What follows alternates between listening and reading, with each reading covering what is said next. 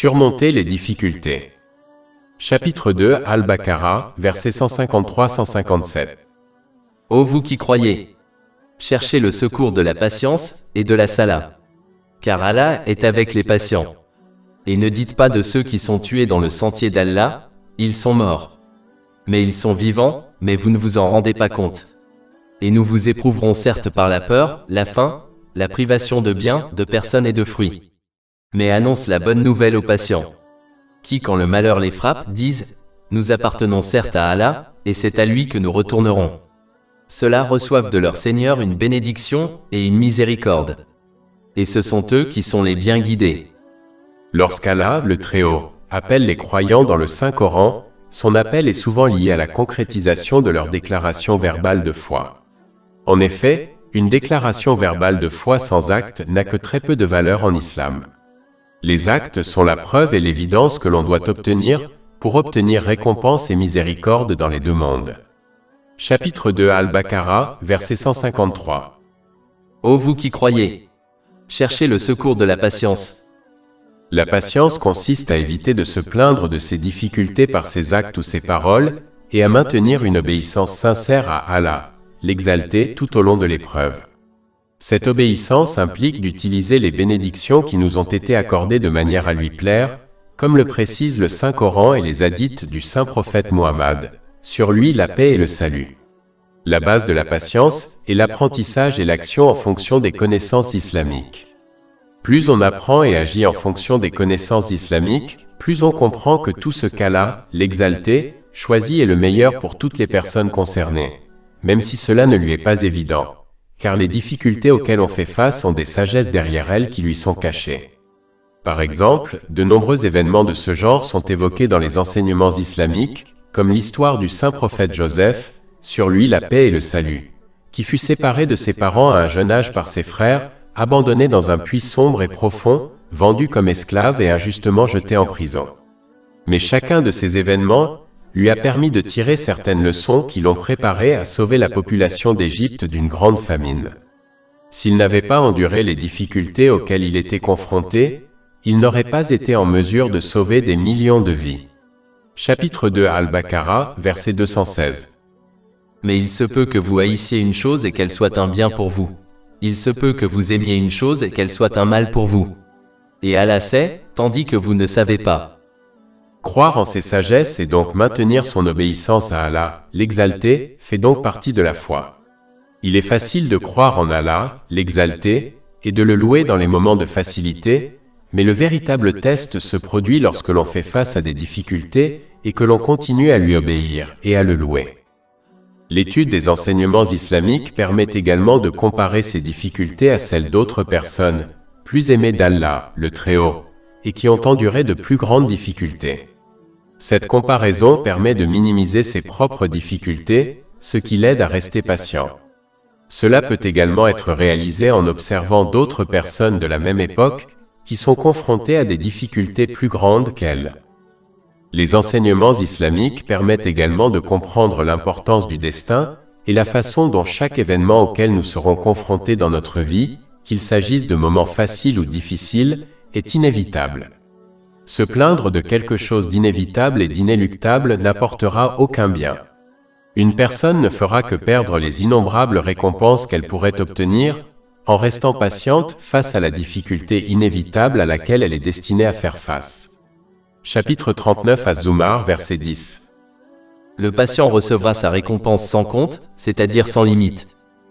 L'homme a donc le choix entre faire face à un événement inévitable avec patience et obtenir une récompense incalculable, ou faire face à un événement inévitable avec impatience et perdre la récompense qu'il aurait dû obtenir. Dans les deux cas, il fera face à l'événement inévitable, il est donc logique d'en tirer profit dans les deux mondes. Chapitre 57 Al-Hadid, versets 22 à 23. Aucun malheur ne frappe la terre ni vous-même, sans que nous ne l'enregistrions avant de l'avoir fait naître. Cela est facile pour Allah, afin que vous ne désespériez pas de ce qui vous échappe. L'étude des enseignements islamiques permet également de comprendre que les choses que l'on désire dans ce monde ne sont pas nécessairement les meilleures pour soi. Chapitre 2 Al-Baqarah, verset 216. Mais il se peut que vous haïssiez une chose et qu'elle soit un bien pour vous. Il se peut que vous aimiez une chose et qu'elle soit un mal pour vous. Et Allah sait, tandis que vous ne savez pas. Chaque personne a de nombreux exemples de cette vérité dans sa vie. Il y a beaucoup de choses qu'une personne désire en pensant que c'est le mieux pour elle, mais qui deviennent pour elle une source de stress. Et il y a beaucoup de choses qu'une personne déteste en pensant que c'est mauvais pour elle, mais qui deviennent pour elle une source de bien. Celui qui comprend cela sera moins impatient face à des situations qui contredisent ses désirs, car il comprendra que faire face à la situation est le mieux pour lui, même si cela ne lui est pas évident. De même que l'or est purifié par la chaleur, les gens acquièrent de la force mentale en affrontant les difficultés. Ceux qui sont habitués à une vie facile connaissent souvent des crises mentales lorsqu'ils sont confrontés à des difficultés ordinaires ou même mineures, comme les problèmes de mariage. Par le biais des épreuves, Allah, l'Exalté, renforce l'état mental du musulman afin qu'il puisse affronter les difficultés futures avec facilité. Comme l'enseigne l'islam, la patience est de mise en toutes circonstances, même dans les moments de facilité. Dans ces moments, l'individu doit faire preuve de patience afin d'éviter de faire un mauvais usage du bienfait qui lui a été accordé, comme une bonne santé ou une augmentation de salaire. Il existe de nombreuses autres sagesses qui expliquent comment affronter les difficultés de ce monde, et qui ont été abordées dans les enseignements islamiques. Il est donc essentiel que les musulmans les étudient, les apprennent et les mettent en pratique, afin d'adopter la patience dans chaque situation pour obtenir une récompense infinie dans les deux mondes. Une personne doit rester patiente dans chaque situation, tout comme un patient sage accepte et agit selon les conseils médicaux de son médecin en sachant que c'est le mieux pour lui, malgré le fait qu'on lui prescrit des médicaments amers et un régime alimentaire strict. La patience ne signifie pas que l'on devient inactif. Elle consiste à faire face à la situation et à essayer de la corriger conformément aux enseignements de l'islam. Par exemple, une femme qui subit des violences de la part de son mari doit prendre des mesures pour se protéger et protéger ses enfants, comme se séparer de son mari. Se comporter de la sorte ne contredit pas la patience, tandis que devenir inactif n'a rien à voir avec la patience ou l'islam. De même, montrer ses émotions, comme pleurer, ne contredit en rien la patience car le saint prophète Jacob, que la paix soit sur lui, a tant pleuré à cause de son chagrin qu'il est devenu aveugle, et pourtant il n'a jamais été critiqué par Allah, l'Exalté. Chapitre 12 Yusuf, verset 84. Et il se détourna d'eux et dit, « Oh, quelle tristesse au sujet de Joseph !» Et ses yeux devinrent blancs de chagrin, car il était de cela un oppresseur.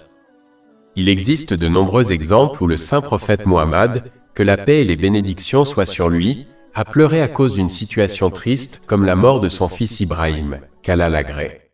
Cela a été évoqué dans un hadith trouvé dans Sunan Abu Daoud, numéro 3126. Montrer une désobéissance à Allah, l'Exalté, par ses paroles et ses actes contredit la patience. Tout autre comportement est acceptable et fait partie de la nature humaine, comme pleurer et se sentir triste.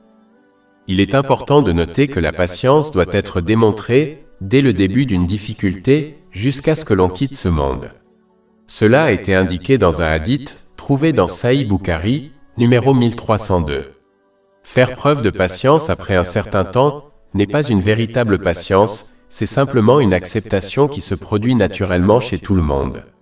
Un musulman doit faire preuve de patience dès le début d'une difficulté, en contrôlant ses paroles et ses actions afin de ne pas montrer de signes d'impatience et de maintenir cette attitude jusqu'à ce qu'il quitte ce monde, car on peut facilement perdre la récompense de la patience en faisant preuve d'impatience par la suite. Chapitre 2 Al-Baqarah, verset 153. Ô vous qui croyez! Cherchez le secours par la patience et la prière. La prière est un moyen d'obtenir de l'aide, car elle est un moyen d'attirer la miséricorde d'Allah, l'Exalté dans les deux mondes. La miséricorde d'Allah, l'Exalté, déplace naturellement les difficultés et renforce le musulman afin qu'il reste ferme dans l'obéissance sincère à Allah, l'Exalté dans toutes les situations. De plus, lorsqu'elle est bien établie, la prière est un rappel constant du jour du jugement. L'établissement des prières obligatoires comprend leur accomplissement dans toutes leurs conditions et étiquettes, comme leur accomplissement à temps. L'établissement des prières obligatoires est souvent répété dans le Saint-Coran, car c'est la preuve pratique la plus importante de la foi en Allah, l'Exalté. De plus, comme les prières quotidiennes sont toutes étalées, elles agissent comme un rappel constant du jour du jugement et une préparation pratique à celui-ci, car chaque étape de la prière obligatoire est liée au jour du jugement. Si l'on se tient droit, c'est ainsi qu'on se tiendra devant Allah, l'Exalté, le jour du jugement. Chapitre 83 Al-Mutaffifin, versets 4-6. Ne pense-t-il pas qu'ils seront ressuscités pour un jour terrible, le jour où les hommes se tiendront debout devant le Seigneur de l'univers? Lorsqu'ils s'inclinent, cela leur rappelle les nombreuses personnes qui seront critiquées au jour du jugement pour ne pas s'être prosternées devant Allah, l'Exalté, pendant leur vie sur terre. Chapitre 77 Al-Mursalat, verset 48. Et quand on leur dit « Inclinez-vous pour prier », ils ne s'inclinent pas. Cette critique inclut également le fait de ne pas se soumettre pratiquement à l'obéissance à Allah, l'Exalté, dans tous les aspects de sa vie. Lorsque l'on se prosterne pendant la prière, cela nous rappelle comment les gens seront invités à se prosterner devant Allah, l'Exalté, au jour du jugement. Mais ceux qui ne se sont pas prosternés correctement devant lui pendant leur vie sur terre, ce qui implique de lui obéir dans tous les aspects de leur vie, ne pourront pas le faire le jour du jugement. Chapitre 68 Al-Kalam, versets 42 à 43. Le jour où les choses deviendront difficiles, ils seront invités à se prosterner, mais on les en empêchera. Leurs yeux s'humilieront, l'humiliation les couvrira. Et on les invitait à se prosterner, alors qu'ils étaient en bonne santé. Lorsque l'on s'agenouille pour prier, cela nous rappelle la façon dont nous serons assis dans cette position devant Allah, l'Exalté, le jour du jugement, craignant le jugement final. Chapitre 45 Al-Jatiyah, verset 28. Et tu verras toutes les nations s'agenouiller, de peur. Chaque nation sera appelée à rendre compte de ses actes, et on lui dira, « Aujourd'hui, vous serez récompensés pour ce que vous faisiez autrefois. » Celui qui prie en gardant ces éléments à l'esprit, accomplira correctement ses prières. Cela lui permettra d'obéir sincèrement à Allah, l'Exalté, entre les prières. Chapitre 29 Al-Ankabut, verset 45. En effet, la prière interdit l'immoralité et les mauvaises actions. Cette obéissance implique d'utiliser les bénédictions qui nous ont été accordées d'une manière qui lui plaît, comme indiqué dans le Saint-Coran et les traditions du saint prophète Muhammad, paix et bénédiction d'Allah sur lui. Par conséquent, l'accomplissement des prières aide l'individu à obéir sincèrement à Allah, l'Exalté, ce qui conduit à son tour à la miséricorde divine et à la force mentale pour faire face avec succès à tout problème auquel il peut être confronté. Car Allah, l'Exalté, a promis une sortie sûre de toute situation lorsque l'on reste ferme dans son obéissance. Chapitre 65 At-Talaq, verset 2. Et quiconque craint Allah, il lui donnera une issue. De plus, comme les prières rappellent à l'homme le jour du jugement, dont les horreurs et les difficultés surpassent les difficultés de ce monde, ce rappel l'aidera donc à minimiser les difficultés auxquelles il fait face, car toutes les difficultés de ce monde sont insignifiantes comparées aux difficultés du jour du jugement. Plus l'homme minimise les difficultés auxquelles il fait face dans ce monde, plus il les affronte avec patience. Celui qui fait preuve de patience et accomplit les prières, sera béni par la proximité divine d'Allah, l'Exalté dans les deux mondes. Chapitre 2 Al-Baqarah, verset 153. Implorer secours par la patience et la prière. Certes, Allah est avec les endurants. Celui qui obtient la proximité d'Allah, l'Exalté, obtiendra la paix de l'esprit et le succès dans les deux mondes, même s'il rencontre des difficultés en cours de route. Tout comme une personne ne peut pas comprendre toute la sagesse qui se cache derrière les épreuves et les difficultés auxquelles elle est confrontée dans ce monde. De même, elle ne peut pas sonder la récompense et les bénédictions de ceux qui consacrent leur vie et leurs bénédictions matérielles à la satisfaction d'Allah, l'Exalté. Chapitre 2 Al-Baqarah, verset 154. Et ne dites pas de ceux qui sont tués dans le sentier d'Allah, ils sont morts. Mais ils sont vivants, mais vous ne vous en rendez pas compte. Pour atteindre ce rang élevé, il faut adopter la force mentale par la patience et l'accomplissement des prières. Car consacrer sa vie et ses bénédictions de manière à plaire à Allah, l'Exalté, est une tâche difficile, car le diable, son diable intérieur et le monde matériel invitent constamment l'homme à abuser des bénédictions qui lui ont été accordées. Chapitre 2 Al-Baqarah, versets 153-154. Implorez secours par la patience et la prière. Car Allah est avec les patients.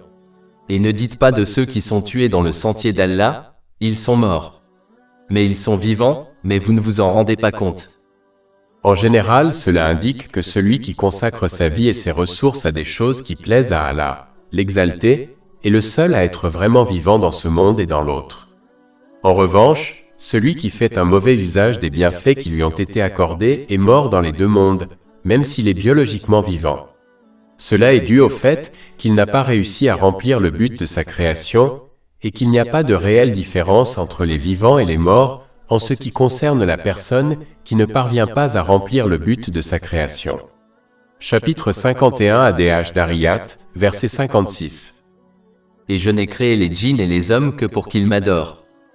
C'est l'une des raisons pour lesquelles le saint prophète Muhammad, que la paix et les bénédictions soient sur lui, a averti dans un hadith trouvé dans Sahih Bukhari, numéro 6407, que la différence entre les vivants et les morts est le souvenir d'Allah, l'Exalté.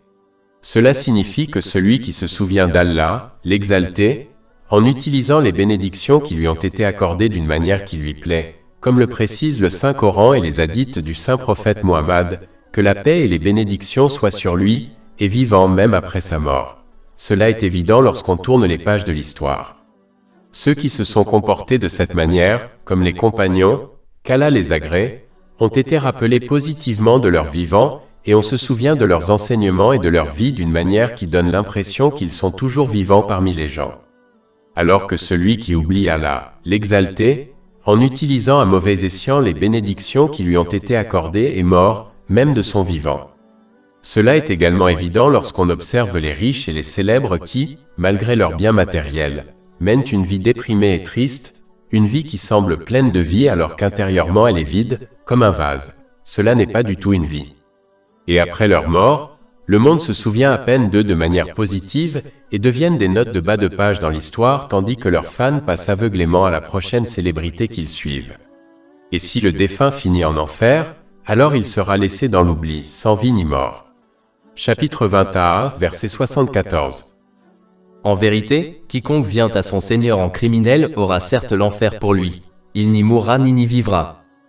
Par conséquent, celui qui désire vraiment vivre dans les deux mondes doit accomplir le but de sa création en obéissant sincèrement à Allah, l'Exalté, ce qui implique d'utiliser les bénédictions qui lui ont été accordées de manière à lui plaire, comme indiqué dans le Saint-Coran et les traditions du saint prophète Muhammad, paix et bénédiction d'Allah sur lui. Chapitre 2 Al-Baqarah, verset 154. Et ne dites pas de ceux qui sont tués dans le sentier d'Allah, ils sont morts. Mais ils sont vivants, mais vous ne vous en rendez pas compte. D'une manière générale, le début du verset 154 indique l'importance de garder un bon contrôle sur ses paroles. Les paroles peuvent être divisées en 3 catégories. La première est la mauvaise parole qui doit être évitée à tout prix. La deuxième est la bonne parole qui doit être prononcée au moment opportun. La dernière catégorie de paroles est la parole vaine. Ce type de parole n'est pas considéré comme un péché ou une bonne action, mais comme ce type de parole conduit à la mauvaise parole, il est préférable de l'éviter également. De plus, la parole vaine sera une source de regret pour une personne au jour du jugement lorsqu'elle constatera les opportunités et le temps qu'elle a perdu en paroles vaines. Par conséquent, un musulman doit soit dire ce qui est bien, soit rester silencieux. Cela a été conseillé dans un hadith trouvé dans Sahih Muslim, numéro 176. Allah, l'Exalté, rappelle ensuite aux gens le but de ce monde et l'épreuve de la vie dans ce monde. Chapitre 2 Al-Baqarah, verset 155. Et nous vous éprouverons certainement par la peur, la faim, la privation de biens, de personnes et de fruits. L'épreuve de la vie est simple. Allah, l'Exalté, a accordé certaines bénédictions à une personne et lui a ordonné d'en faire bon usage afin qu'elle atteigne la paix de l'esprit dans les deux mondes. Pour que cette épreuve soit complète et juste, une personne doit se comporter de cette manière dans les moments de facilité comme dans les moments difficiles. Comme Allah, l'Exalté, a le contrôle total et exclusif de l'univers et des événements auxquels une personne est confrontée, remettre en question et contester cette épreuve de la vie ne l'aidera ni dans ce monde ni dans le suivant. Au lieu de cela, il faut accepter la façon dont Allah, l'Exalté, a créé la vie dans ce monde et s'efforcer de réussir son épreuve dans ce monde, Tout comme un étudiant sage accepte qu'il doit faire l'expérience et endurer l'école, les devoirs et les examens pour réussir dans ce monde, même si la grande majorité des étudiants n'aiment pas étudier. De même, la grande majorité des gens ne travailleraient pas dans ce monde s'ils pouvaient trouver un moyen de subvenir à leurs besoins sans cela. Mais comme cela n'est pas possible, dans la plupart des cas, la grande majorité des gens doivent travailler pour subvenir à leurs besoins et à ceux de leurs proches. Ce sont des réalités terrestres que tout le monde accepte, quelle que soit sa foi. De même, il faut accepter la réalité de l'épreuve de la vie dans ce monde, même si elle n'a pas de sens pour soi, car y faire face est inévitable.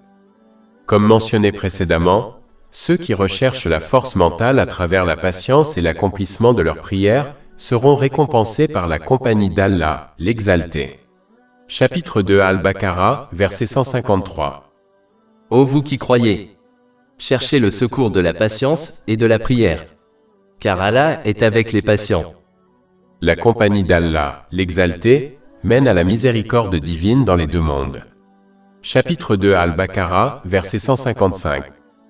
Mais donne de bonnes nouvelles aux patients.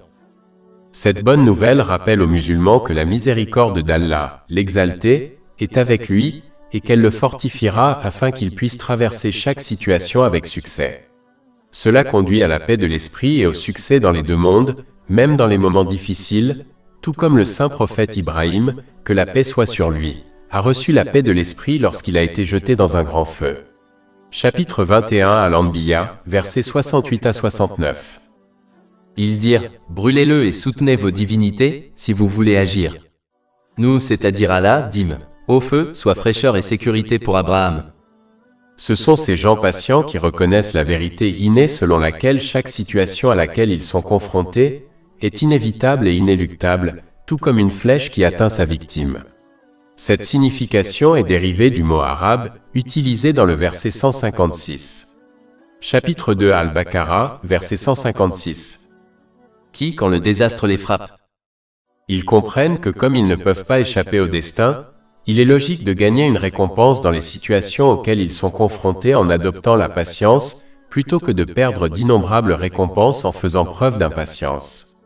Chapitre 57 Al-Hadid, versets 22 à 23. Aucun malheur ne frappe la terre ni vous-même, sans que nous ne l'enregistrions avant de l'avoir fait naître. Cela est facile pour Allah, afin que vous ne désespériez pas de ce qui vous échappe.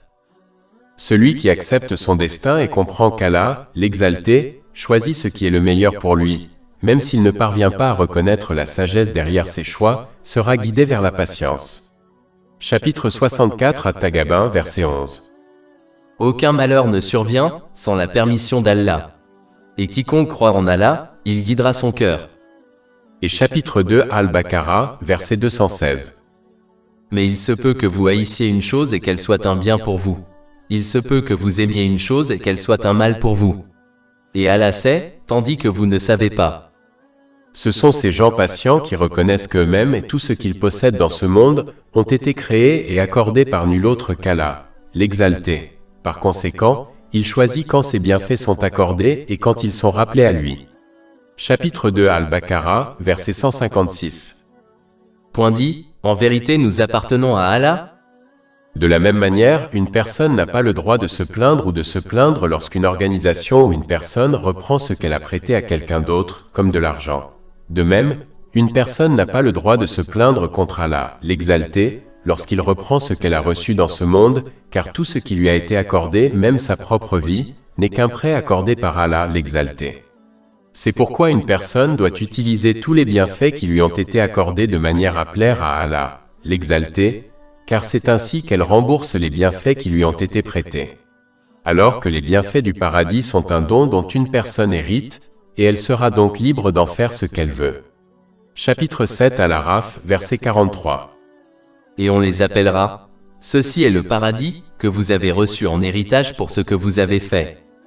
Ces gens patients se souviennent constamment de leur retour vers Allah, l'Exalté, et du fait qu'ils sont tenus responsables de toutes leurs actions, y compris les fois où ils sont restés patients face aux difficultés. Chapitre 2 Al-Baqarah, verset 156. Et c'est à lui que nous retournerons. Se rappeler de ses responsabilités au jour du jugement, a toujours été un excellent outil pour encourager une personne à rester patiente dans les moments difficiles, en évitant de se plaindre par ses paroles ou ses actes, et en maintenant une obéissance sincère à Allah, l'Exalté.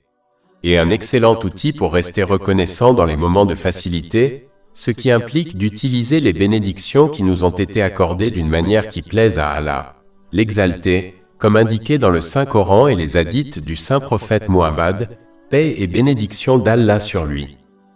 De plus, comme mentionné précédemment, se rappeler de sa responsabilité au jour du jugement est une excellente façon de minimiser toute difficulté à laquelle on est confronté dans ce monde, car toutes les difficultés de ce monde s'estompent dans l'insignifiance comparée aux horreurs et aux difficultés du jour du jugement. Cette attitude encouragera davantage l'individu à maintenir la patience. Chapitre 2 Al-Baqarah, verset 156. Et c'est à lui que nous retournerons. Ceux qui acquièrent la force mentale par la patience et l'accomplissement de leurs prières, afin de maintenir leur obéissance sincère à Allah, l'Exalté, dans chaque situation, ce qui implique d'utiliser les bénédictions qui leur ont été accordées d'une manière qui lui est agréable comme indiqué dans le Saint-Coran et les hadiths du Saint-Prophète Muhammad, paix et bénédiction d'Allah sur lui, obtiendront la bonne guidance dans chaque situation à laquelle ils sont confrontés, afin qu'ils y entrent et en sortent avec la paix de l'esprit.